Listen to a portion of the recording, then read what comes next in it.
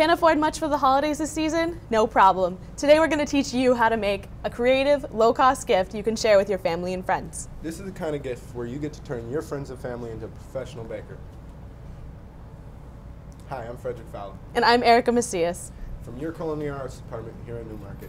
This is a simple gift you can make with ingredients you probably have in your cupboard at home. Or your grandma's cupboard. Whatever works. So, today, we're going to start with a jar. You could do all sorts of things with the jar. You could store things, or you could give a gift. You could give your favorite beverage mix, maybe your favorite soup or chili mix. But today, we're just going to put our favorite bread mix, holiday bread mix. A holiday pumpkin cranberry spice cake. Yep. In a jar, right? In a jar. So, all first, right. What you're going to want to do is you're going to want to start with the big bowl. Make sure you can fit all your ingredients in it. And a whisk. And a whisk. Yep. All right. Also make sure you have either the proper measuring utensils or all your stuff already pre-measured out. So let's get started. All right, we're going to start with flour. 1.5 cups of all-purpose flour. Yep. Doesn't have to be right on, but it's always good. All right, and then we also have 1/2 teaspoon of pumpkin spice. Oh, sorry, 1.5 teaspoons of pumpkin spice. Go ahead. You want to go? No. Okay. And the great thing about this gift is if you're kind of iffy about using an oven, you don't have to. You get to let them do the hard thing. So, and we're just assembling the dry ingredients. You get to put that in the jar, and they get to do all the wet ingredients, the messy part. All right, so what's next? Next, we're going to do our baking powder. Okay. Here, 1/2 teaspoon.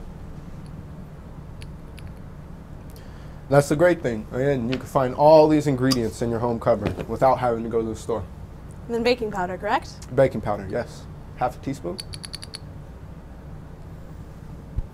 It's always good to do a personalized gift for your friends and family. And they'll really appreciate that personalized touch. Right, here's your salt. Just a pinch. 1/2 teaspoon. Yep, and now we're going to mix that together. Get it all together. We got a funnel around here somewhere. Just go ahead and get it. Okay. Hold on. Got our funnel. We don't really have a funnel big enough to fit this, so we just use the alternative of a paper plate, which is pretty easy. Just go ahead and dump it right like that. There you go. You just kind of get a nice portion on the paper plate, and then you could just dump it in, tap it in, nice and slow. Go ahead and do the rest. So you have a paper plates at home, I'm sure, so this is kind of an easy funnel. All right, and there's all of our dry. Not too big of a mess. You have to leave that for gift receivers. Right. There we go. And you want to pack, go ahead. Next, we're going to pack the flour down. You can use anything in your home, really. Today, we're going to use a rolling pin. Or maybe a Dixie cup if you don't have that. Anything really works. We just Or want to pack it down. Next, we're going to go with our brown sugar. It's going to be the next layer. And you could really, you just want about 1.5 cup or 1/2 cup of this, but we're going to go with a cup. Okay. Where's our 1/2 cup measurement? It's in the flour. Oh, in the flour. There we go. All right, so that's nice and packed. Nice and packed down. And it's always good to have a nice, even straight line when you're doing it, just to make it look that much more presentable. Because in the end, you're going to have this really nice presentation of different layers of your ingredients. Which is really pretty and eye-catching. And the receiver of the present will really appreciate that. All right, so now we're going to add Our packed brown sugar. Sometimes it gets a little hard. Let me see. Help you out there. it's really in there. Ooh. Edit that out. All right. Yep. And you just want to pack it down to your 1/2 cup measurement. We're going to kind of crumble it in the jar. You don't want that whole big thing in there. You break up your brown sugar first.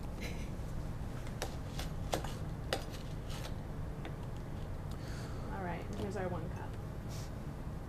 I'm gonna look at this real quick. Now we're Don't also go gonna no pack further this yet. down.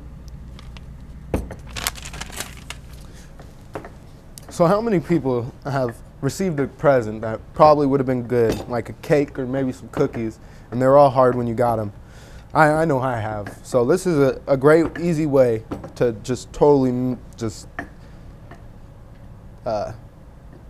avoid that whole situation. They get to cook it right in front of them, so they get the nice, warm, crispy treat themselves. All right.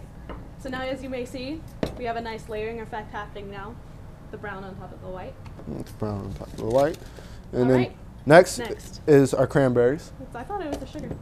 Oh, white sugar. Got half a cup of white sugar. Jeez.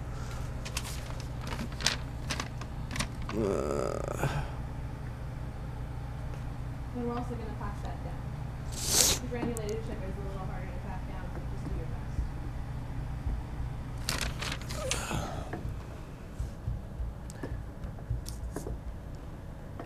best.